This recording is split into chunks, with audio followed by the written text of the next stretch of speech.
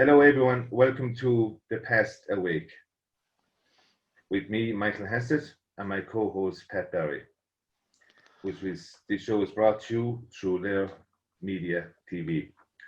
So our last day, we were discussing um, our former leader, Michael Collins, who was and basically all his exploits during the war being independence, and we would like now to go more into the aftermath of that, which is the truce, the lead up to the truce, the post-truce period, and start leading up to the treaty, which is a very contentious issue to this day, and the effects of it are still with us to a day Absolutely.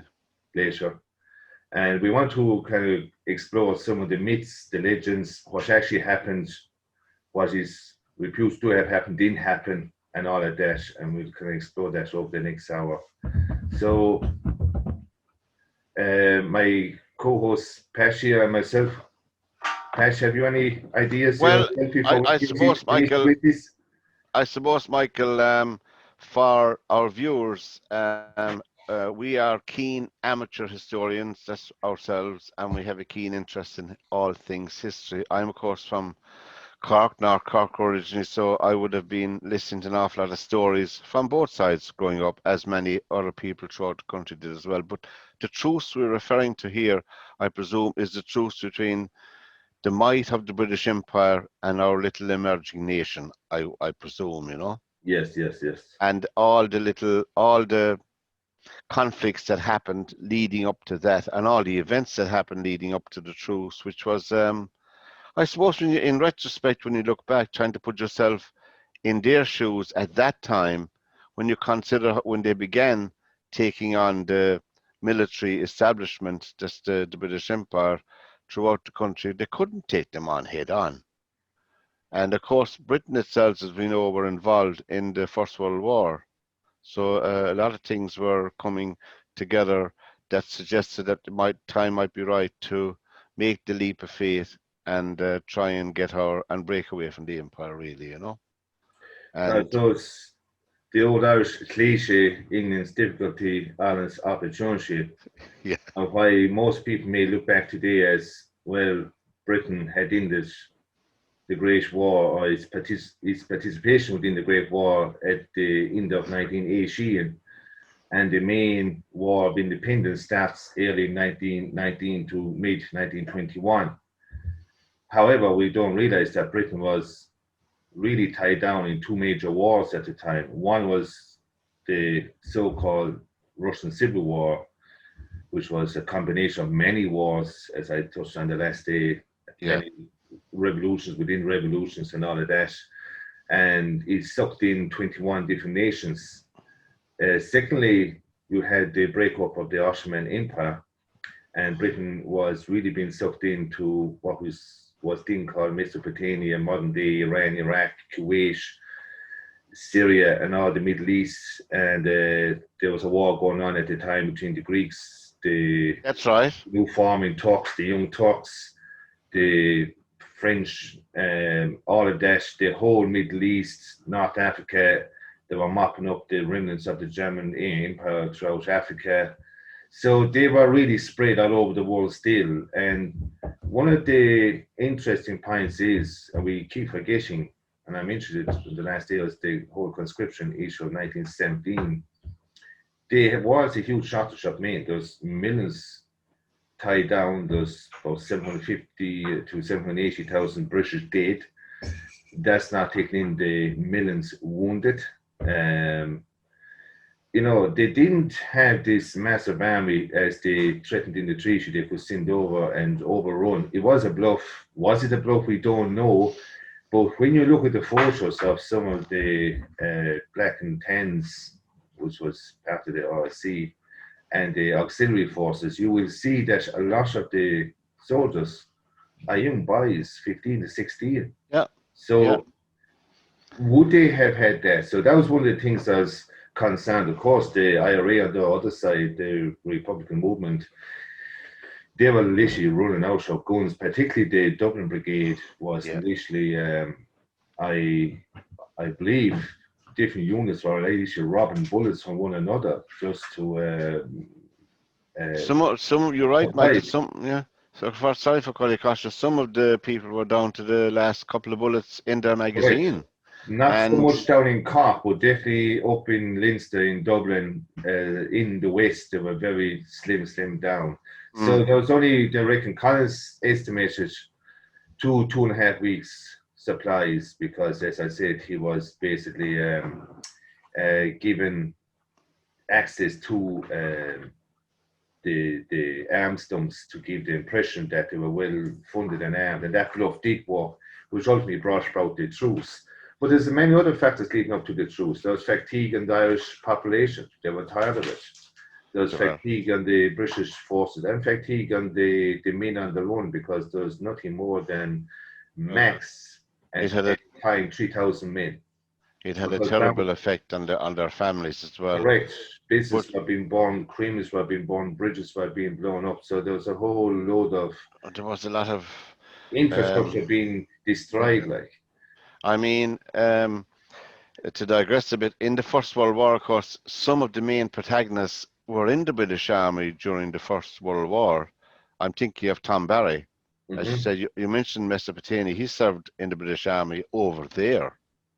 That's Tom Barry, right. The famous Tom Barry. And there's some very good, not to digress too much, there's some very good archival interviews with Tom Barry for people who want to go into his story and all of that, you know. Like there is a lot of interviews he did because he lived to be a very old man, which was fantastic. That is true, and there's some great banter between himself and Sean Tracy on one interview, you know. I was just looking at it, but I didn't get enough time to look at it last night, you know. I was a bit tired, but we can explore all those things. There'll be plenty of programs ahead anyway. But you're right. There was fatigue setting in. There was a huge disruption. And this was, of course, during 1919, 1920, 1921. And today is the anniversary of the awful events in Balbriggan, the sack of Balbriggan by the British auxiliaries and etc., where they went in and indiscriminately destroyed houses, dwellings, businesses, shot 2 of the IRA men and left their bodies on the streets, burned down the only factory that was there that employed over 200 people. In one day, and on this day in 1920, it put the whole area of Balbriggan and its surround in poverty because there was no work. Therefore, no work, no income. And you must remember, there was no social welfare or anything like that. If you were actually out of work, you were out of everything. You were out of money to purchase anything. You were out of credit in the local shop. You were, you know, etc. All those ramifications. And sometimes you forget the human element, the human cost, you know, of the mothers and the sisters and the daughters and the fathers and the uncles seeing their men had no, of course, the men who were employed by the IRA, the men who did the shooting had some kind of an income, but the majority of people in Balbriggan were employed in this industry and it was burned down to the ground. But luckily enough, it wasn't far from Dublin. And this event, there was a lot of reporters in Dublin at the time, a lot of international reporters.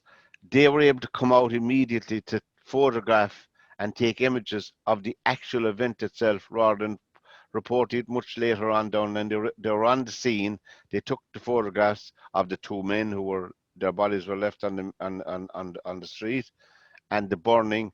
And so it made international news, that event, more quickly than any other event around at the time, you know. And I had forgotten about it myself and I just came across it, luckily enough, you know. But these helped, ironically speaking, these helped to push eventually towards the truce. But all these events, of course, you mentioned Cork during the War of Independence. There was a very effective unit in Cork. One of them was commanded by Tom Barry, the aforementioned Tom Barry, who inflicted one of the biggest casualties on the British in the Kilmichael ambush. I was only at the very site 3 days ago. Oh, good way. I passed by Kilmichael and Crossbarry only 3 days ago. I was down in West Cork, and I was looking at the terrain. Yeah. I was trying to visualize, what must it have been like on both sides, both the British driving into the double S bend, Yes. being taken out, and the mentality and psychology of the men who had to wait there for hours in the rain, and then just have that 2 minutes where it was all over. Like, it was, the terrain is very, very, very isolated there. Like, it was very easy to see how. There was no cover for them. No. And I know there's a modern day forestry plantation behind it now at the moment. At the time, that was open moor. It was, yeah. It was. And I must pay a visit there myself. It's been a long, long time since I was down that way. But Barry, of course, knew how the Brits operated. Yeah. Because being in the British Army himself, he knew the mentality. He knew the. R.I.P. Sergeant. Don't forget that. Yeah, and there's a museum in Fitzgerald Park in Cork, in the city. There's a museum, and you can go in. It's an interactive. You can see, you can sit in the costly tenders leaving Macroom and going out along the road, all along the whole lot. It's very well done, and you can see where the event happened and all the information about it. It's fantastic. It's been a good hour and a bit in there. There's a lot of artifacts. Some of Michael Collins's uniforms he wore in there. His comfy caps and stuff like that. So it's a much. You wouldn't hear much about the museum, except you're in Cork, as I say. But it's a worthwhile visit. If you're down in the city and you have an hour or two to spare, drive out to Fitzgerald Park. It's out the Western Road. There's plenty of parking out there, and there's the UCC across the road from it, of course. And anyway. But just to come back to the events of 1921 leading up to the truce. Yeah.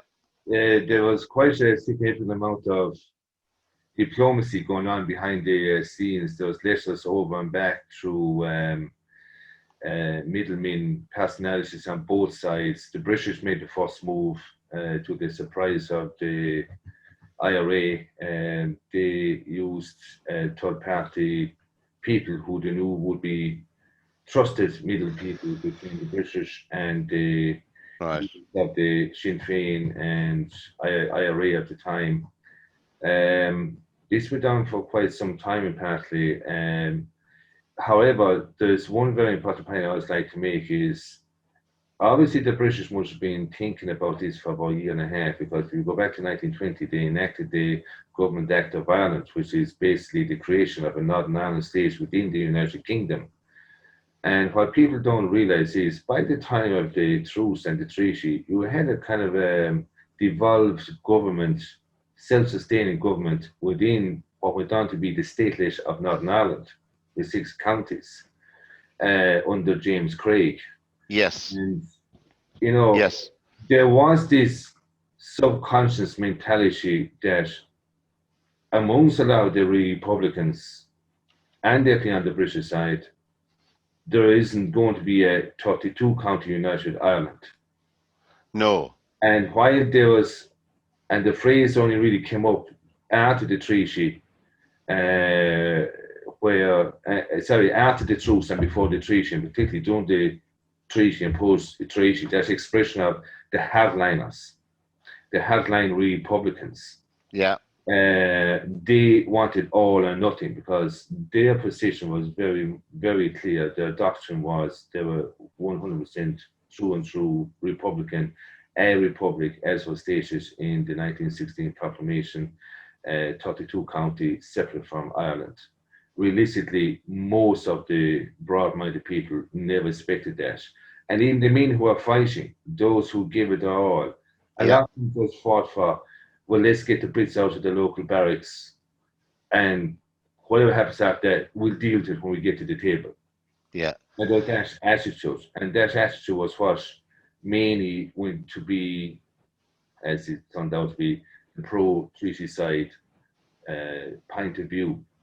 with the ordering rank and with the ordering rank and file I'm talking about now, and the people on the ground.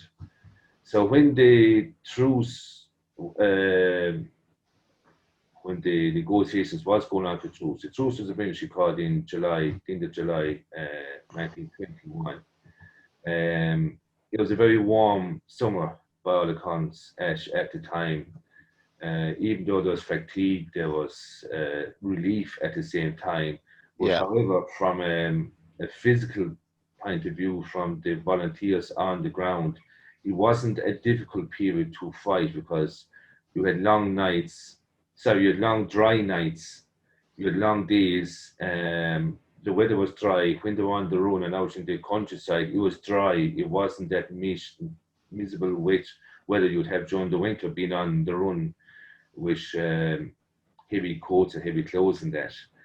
So, however, there was a bit of I can't believe it moment when the truce was called, but after a couple of days, everybody was absolutely over the moon.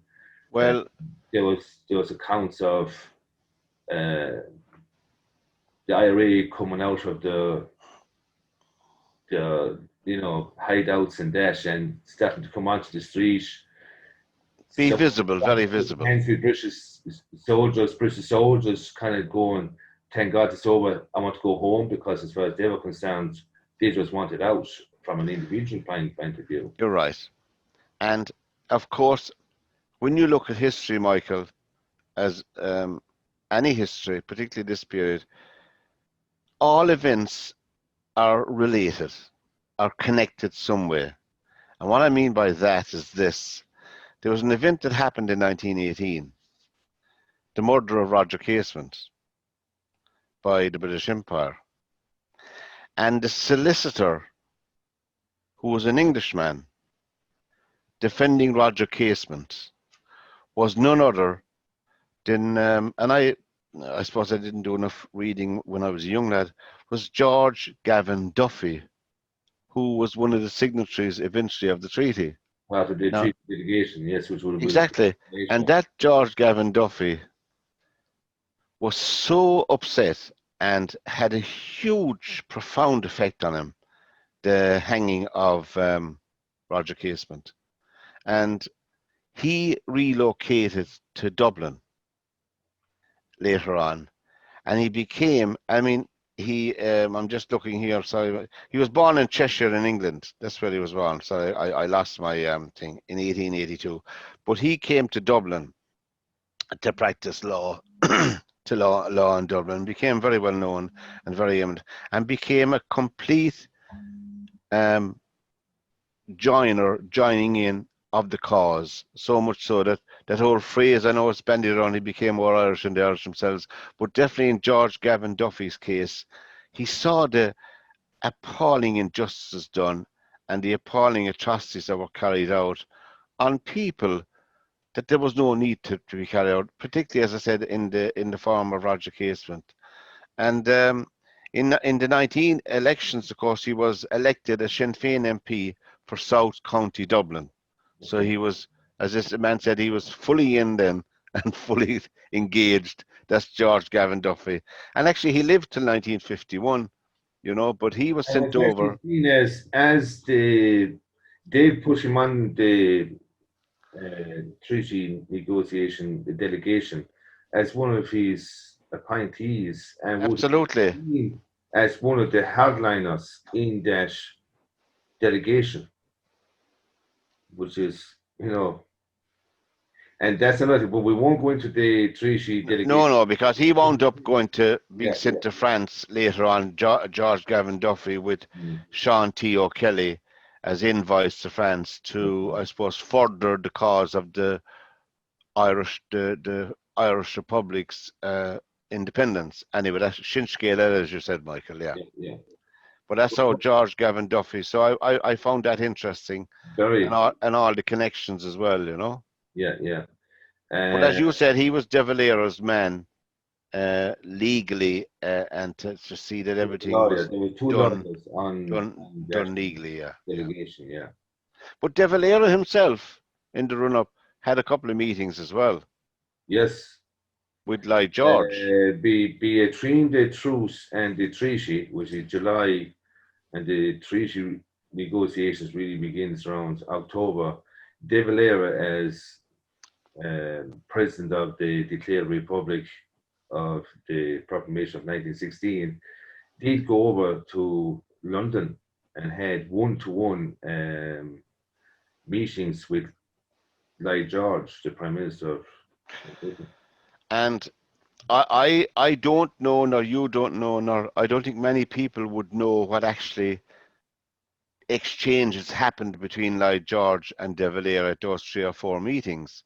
But I'm just going to speculate, and this is speculation, and I know speculation is not always worthwhile, but sometimes it does bear fruit down the line, in that I'm almost certain that what was on the table for Ireland at that time was one of Dominion status, becoming under the British Empire the same as Canada had at the time, Dominion status, with special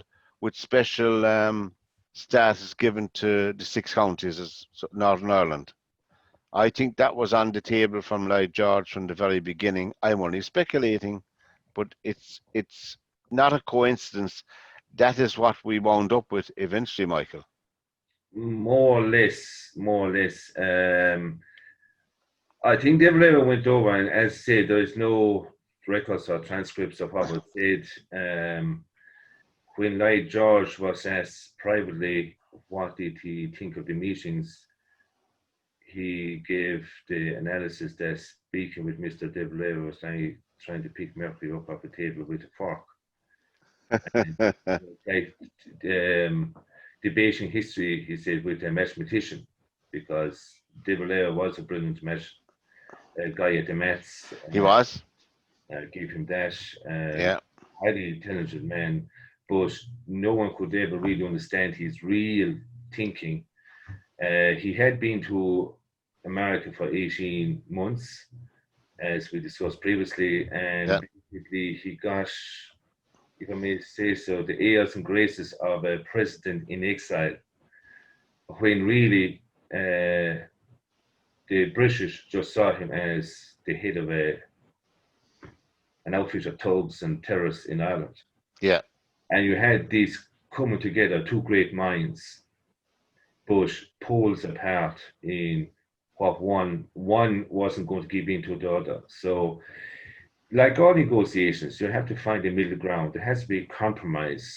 Yes. And like George wasn't compromising. There was no way he was giving a republic to the Irish. And no. Valera wasn't having anything short of a republic.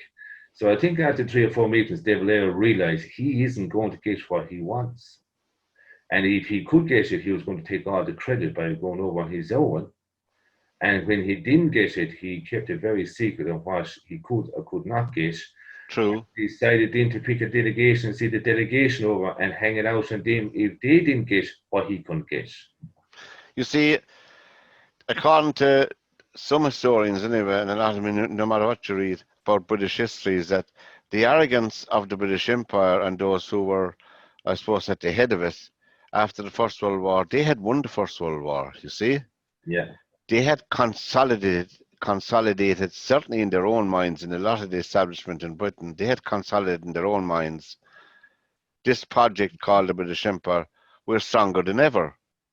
We can do what we like wherever we go, and all of that kind of attitude, you know, which is, it's a fact. The fact that the negotiations were held on their home turf. Yeah, that was the first mistake. That was a fatal mistake. Was. They should have been held someplace in Ireland. In Cork. Or in a third party location, which would be kind of more neutral, which is how most peace deals are done today. If you look at one of the greatest peace deals done in 1979 between the Israelis and the Egyptians, that's done in America, for instance. And the recent, it's ironic, the recent Israeli accord with the United Arab Emirates and Bahrain, that took place a couple of days ago in Washington. That's so right. As you said, Michael. And if you look at the one, the end of the Bosnian War in 95, the Dayton Agreement, so it's done in Dayton, USA. Yeah, Dayton, Ohio. Yeah. That's true.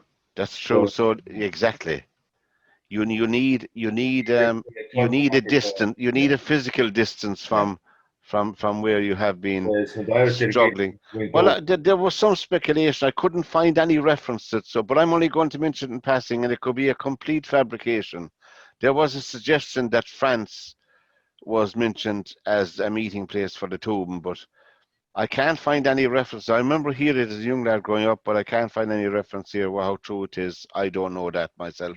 The fact that Sean T. O'Kelly and Gavin Duffy were in France at the time maybe might give some credence to that. I don't know. And I think the French didn't want to get involved because relations between the French and the British were never amicable at best, even when they were fighting, and at worst they were at loggerheads on the battlefield. Yeah. And then they were trying to dice up and break up and divide up between them the Ottoman Empire, and they were having personal squabbles over areas of the Middle East behind the scenes. So I think the French said they'll stay out of it. Yeah, that's right. I think they have a what's the word I'm looking for? They have a tolerance rather than a respect. Would that be how you put it? Probably more apt for the situation. Yes. Another thing, an interesting thing was around the time of the treaty. Sorry, around the time of the truce. Going back to the truce, you had that period in when a lot of the people in Ireland who were not directly involved with the Republican movement all started joining up, and you nearly had these. You had really the two sides yet of pro-treaty and anti-treaty, but you had and people started branding them, and there's lots of graffiti all over the country calling them truces and truce rights. They were basically seen as the ones now were taking advantage of the peace, seeing there was some sort of a state in the making. Everyone wanted to get into a uniform, and by all accounts, every drapery shop and every tailor in the country was overwhelmed in making new uniforms. Yes. Were kind of de facto green uniforms, not too similar from the British or from the uniforms that Irish volunteers had in 1916, and even some of them were kind of a take on the Irish Citizen Army. That never really went away actually after 1916. The Irish Citizen Army was, just to touch on that, Irish Citizen Army was actually not an army set up to free Ireland. The Irish Citizen Army was kind of a militant reactionary force to protect the ITGW workers during the 1913 lockout. Wasn't it set up as well to counterbalance Carson's Ulster Volunteers? Well, that would be more the Irish Volunteers. Yeah. The Irish Volunteers were set up to set up the UVF. Yeah. The Irish Citizen Army was born out of the Dublin Metropolitan Police. Oh yes. Beating up and forcing all the ITGW workers during the Great Lockout of 1913 under James Laughlin. Yeah. And that was kind of set up as a kind of counterbalance to protect the workers on the streets, protect their homes. Right.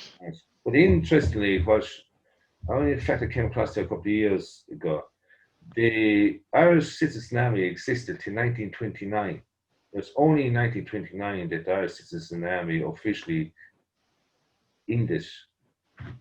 That's interesting, though. That's very interesting. You've got to realise it was there in some sort of shadow capacity during the War of Independence, during the truce, during the Civil War, and 8 years into the life of the Irish Free State. And the other interesting thing was James Connolly's son became the head, I think the founder, he was definitely the first head of the Irish Communist Party. All right, you're right, James Connolly. He was James. Not James Connolly that died in 1916. No.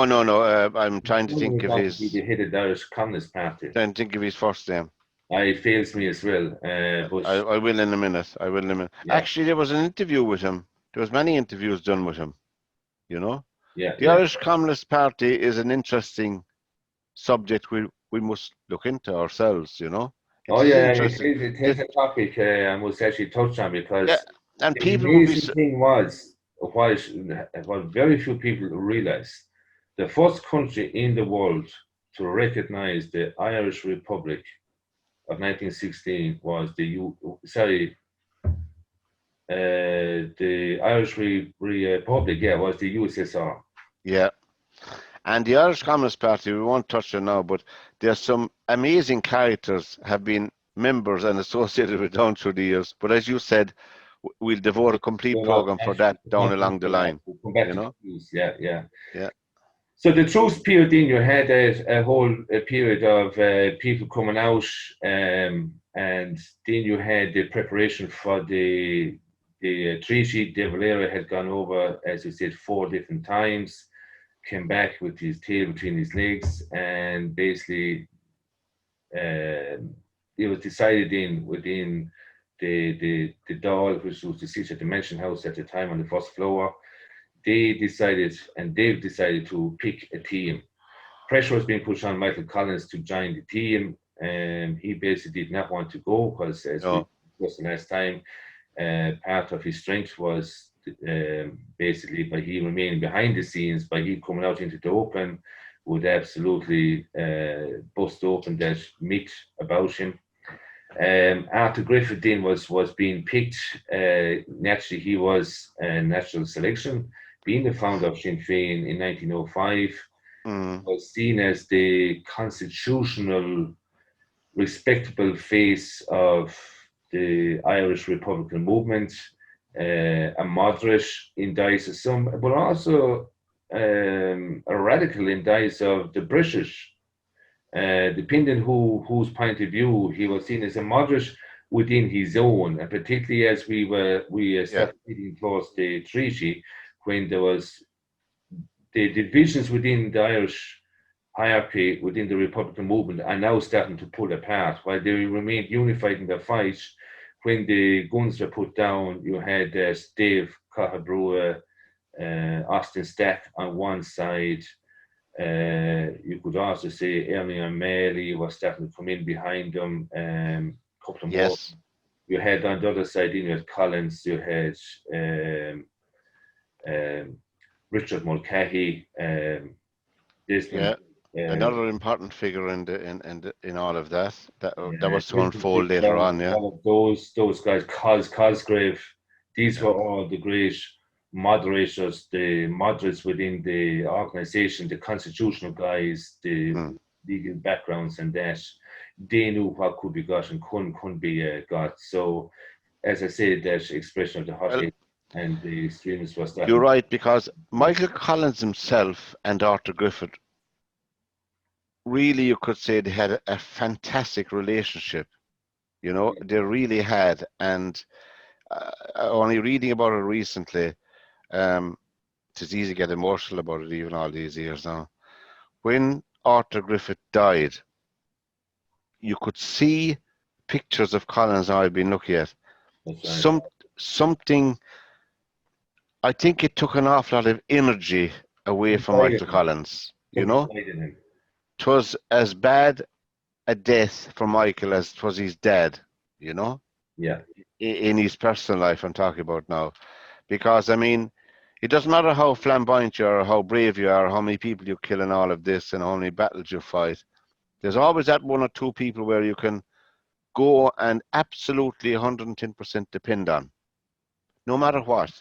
yeah. And Arthur Griffith and Michael had that relationship, Michael Collins, and you know, even watching old newsreel clips of him, you know, there was that change in his demeanor. Yeah.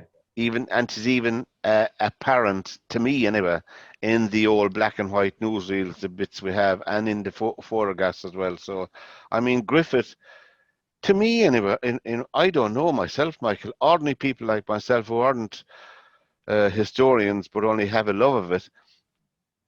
Arthur Griffith has been, I won't say forgotten, but Arthur Griffith is rarely mentioned He's been, in classrooms now. he has been written out of modern day history. He barely gets a mention when the treaty is mentioned as being a delegate, and that's it. I mean, even in Northern Ireland today, where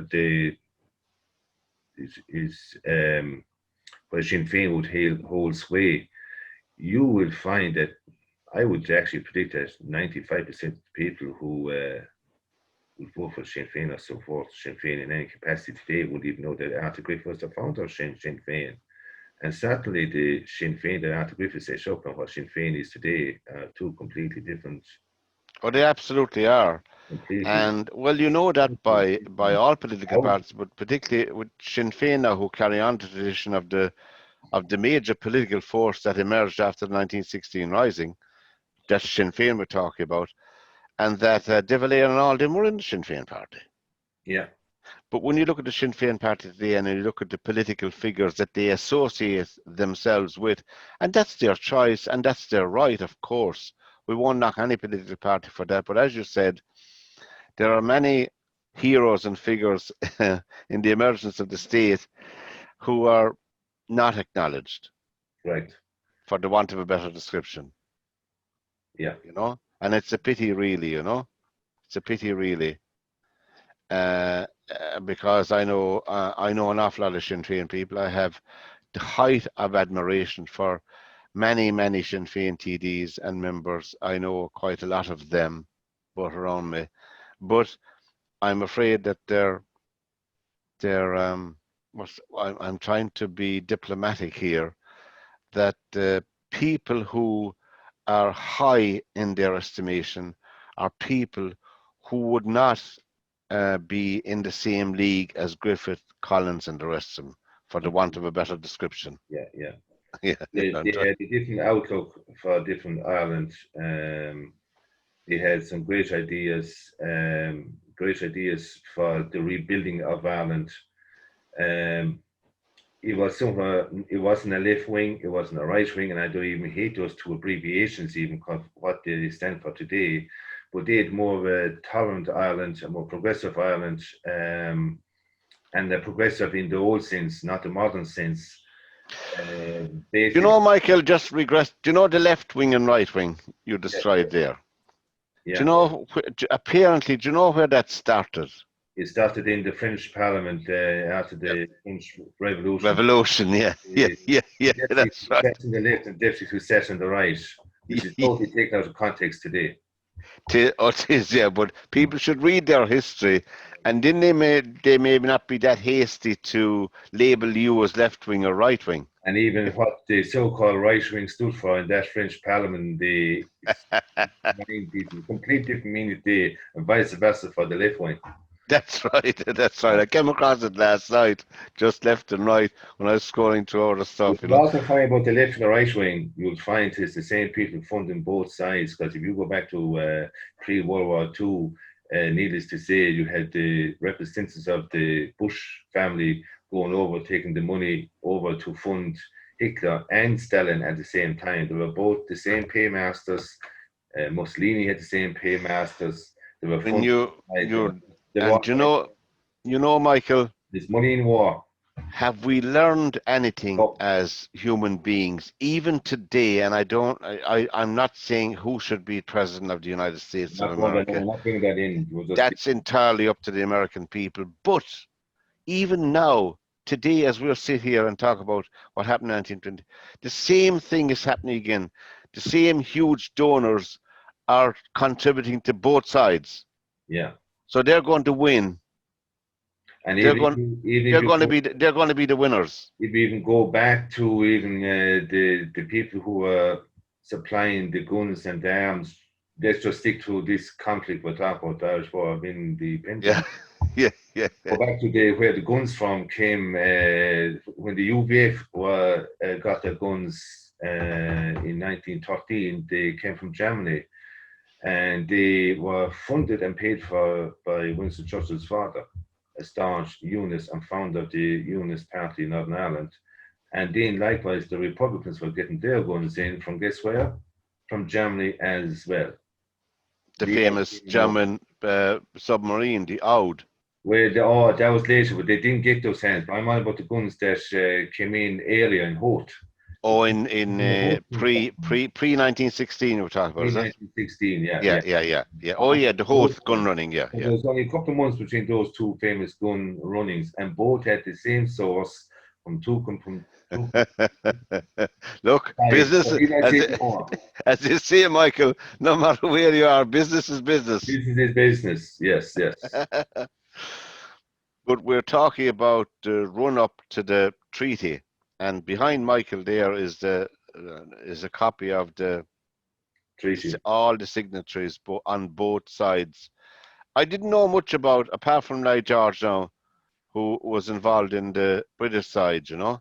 Apart from him, I think an awful lot of people wouldn't know much. Well, they would know about Churchill now. I mean, I don't even like mentioning his name. That's my own personal opinion. You had Lord Birkenhead as well. You had Austin Chamberlain was an MP at the time. And you know who he was a brother of? Neville. Yes, a brother of the Neville Chamberlain that went to Munich and made peace with Hitler. That's right. Yeah, you had another fella.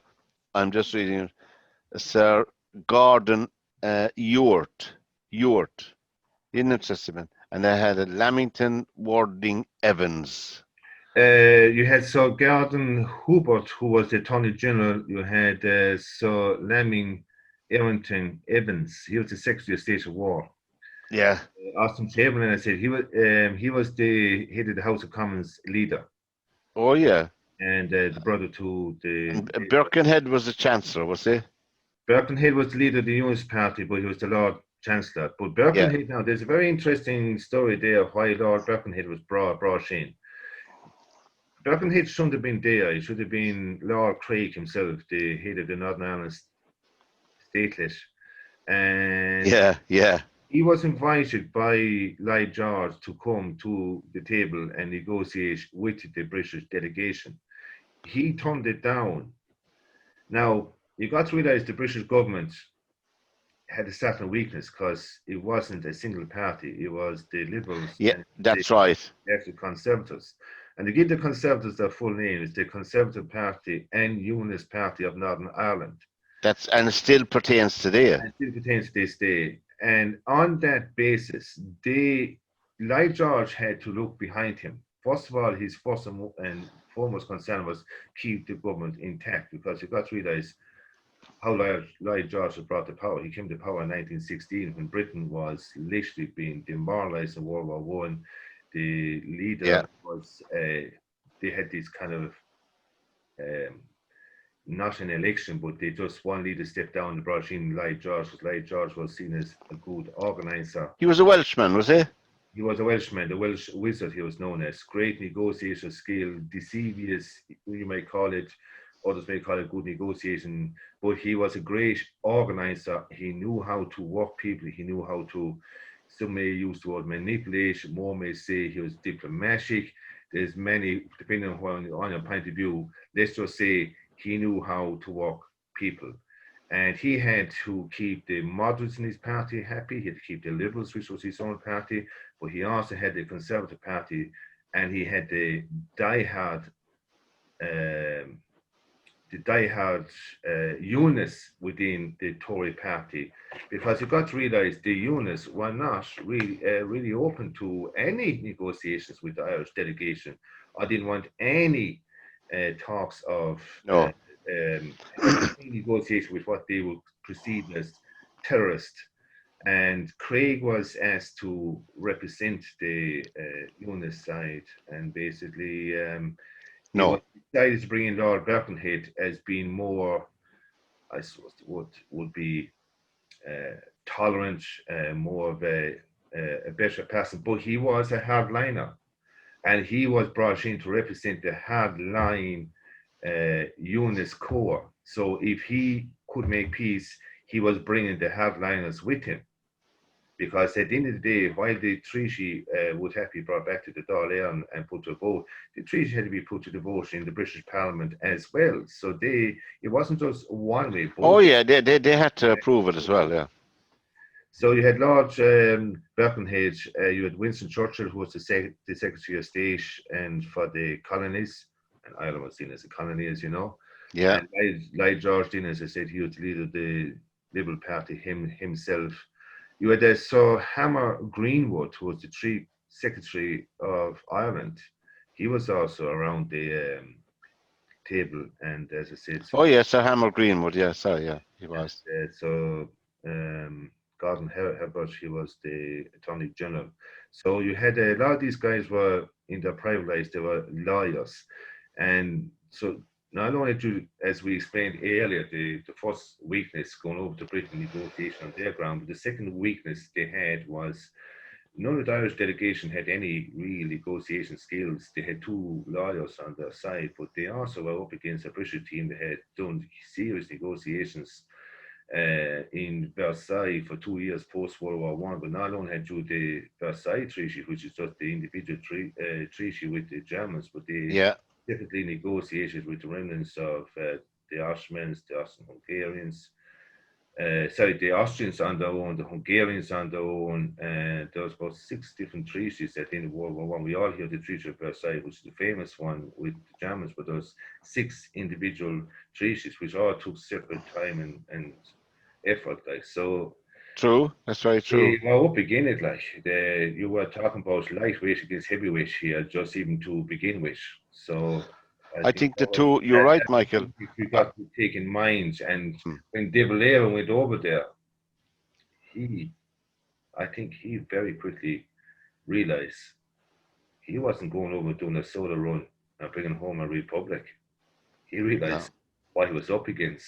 You see, I think that's one of the flaws. That's one of the flaws historically in his character. And I think that the only, with respect to Collins and Barton and Eamon Duggan, Arthur Griffith and George Gavin Duffy would have been our strongest negotiators from the one to within that 5 people. And De Valera himself would have been tough to deal with, far tougher than some other people there. And it's a shame that he probably got the news from Lloyd George. I know we didn't find any historical document yet, but maybe some might suffer. I think he knew the limitations of what could be expected for the outcome of the negotiations. Yeah. Now, we are talking about the run-up to the treaty. Yeah, but we will cover the treaty in a separate program. Yeah, we're talking about the run-up, and we're talking about the conditions in this country whereby an awful lot of people at this stage now, an awful lot of young Irishmen and not so young Irishmen at this stage, had gained valuable military experience, particularly in guerrilla warfare, and how to take on a bigger force and all of that. You know, they had gained a lot of valuable experience. So now, in the run-up to the treaty, there was an awful lot of people who were more, particularly pre-1916 and after 1916, you had a lot more of a military knowledge around the country as well, and you had an organisation on the ground. That's what I'm trying to say. To support that, the infrastructure was there. That's the word I was looking for. Now, in the run-up to the treaty, so the infrastructure was throughout the country.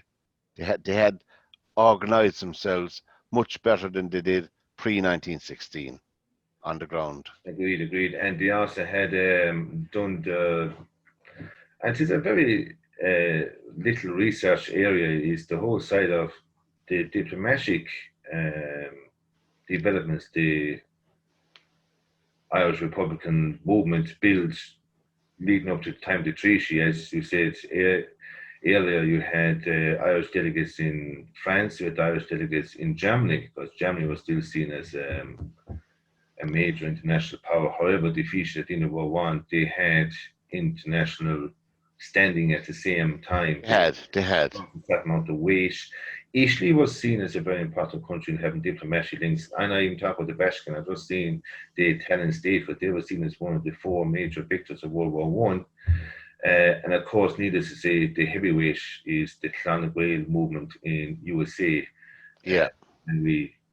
Well, that was just, I think that was 18 months there, and he both cultivated it and blew it all in one. There was always a huge reservoir of goodwill, because because of the Irish connection, obviously, with the United States. Now, it's somewhat different today in the 21st century, but back then, there was a huge, I mean, I know we would see it, but it was Irish America got Kennedy elected. That's my opinion of it now. Mm-hmm. That's my opinion. That's only an opinion. The mob did as well, but that's another story. And with help from other people as well. But but in America at the time in 1918, 1919, 1920, there's a huge amount of money sent into this country to support the fledgling state. There's no doubt about that. Yeah. Huge amounts of and we very much underwrite Australia. There's a lot of money, and there was a lot of diplomatic links between the movement and Australia as well. Yeah. Because of the distance, and it's not recoverable. I have the plus, and of course the biggest unknown one, which we all overlook, the obvious one staring us in the face, is Irish in Britain. That was the first destination anywhere the Irish went. What was the first easiest place to go to? Over to just hop across, yeah. Where did Michael Collins grind his teeth originally? In the diplomatic corps. His sister was still inside the post office. That's right. So you had a huge, I mean, all you had to do was look at the crowds that turned up, and the Irish delegation turned up. There was thousands on they just wanted to see one man. Yes. This enigma. Yeah. You know, there was huge local power there as well. I don't know what political party they would have been voting for in the UK at the time, but there wasn't that many to vote for anyway. Oh, yeah, anyway, I can assure you that at the time. Well, the Irish are a mixed voting group anyway in England. Yeah. I don't ever hear of the Irish vote being associated totally with any one party. I think they kept an awful lot of that to themselves, you know. Funnily enough, even today, you couldn't say that the Labour Party or Conservative Party are dependent on the Irish vote in A, B or C. It has never been an issue. Never. Well, in my opinion. Okay, you could also say the Irish vote went with the Democrats, and it was a huge block of the Irish vote, but you couldn't in the UK.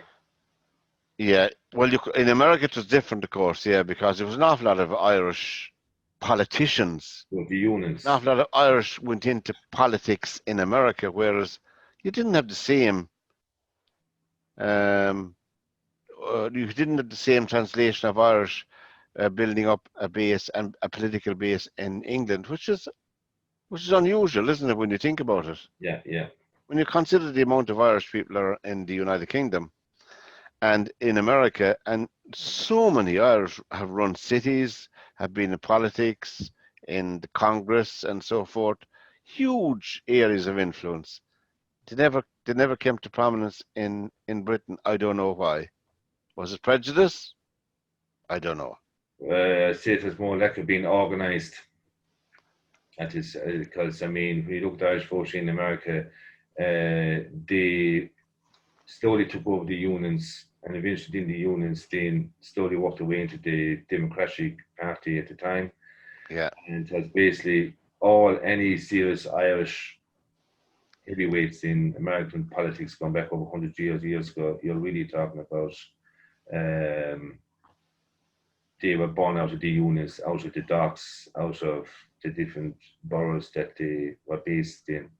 That's right. And of course, the Democratic Party was dominated for nearly 40 years by the Kennedys. Yeah. You know, when you think about it, but we are straying away, but we're still talking about the run-up and the events that led to it and the characters involved, you know. But so I'm just distracted there with a message on my phone, Michael. Such as technology, we shouldn't have it with us. But Michael Collins himself did say that did not want to be one of the people entrusted with bringing back the treaty or the agreement. He didn't want to do that, but he was prevailed upon to go anyway. That's Michael Collins himself. And I think myself that he should never have gone at all. because he was more valuable here in this country than what he was doing in organising on the ground and around the country. And I think De Valera did perceive him as a threat, and because he knew the regard that Michael Collins had throughout the whole country, not any one place. And De Valera had a characteristic that I don't think he'd be willing to share that popularity with anybody on himself. Two takes on that. You could say Collins didn't go over. If he did, I think he should have went with Dave.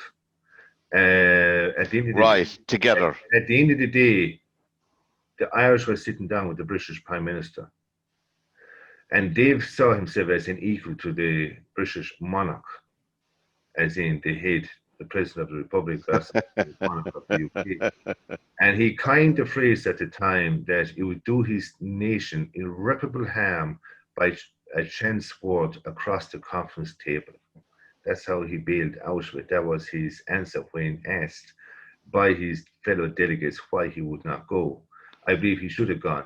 But equally, the fact that he had gone previously and failed, I think subconsciously would have put him in a mental weak position going back again in front of Lyle George, but turning up with his delegates and starting all over again.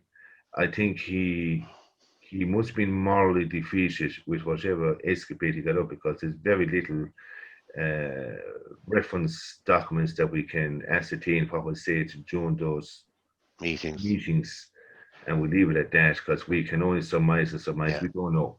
And I think that's a good note, Michael, to leave this segment, isn't it? That's the treaty now. I want to leave it all in the actual negotiations of the treaty the next day. And so in the next program we'll be talking about that document that's up there behind you.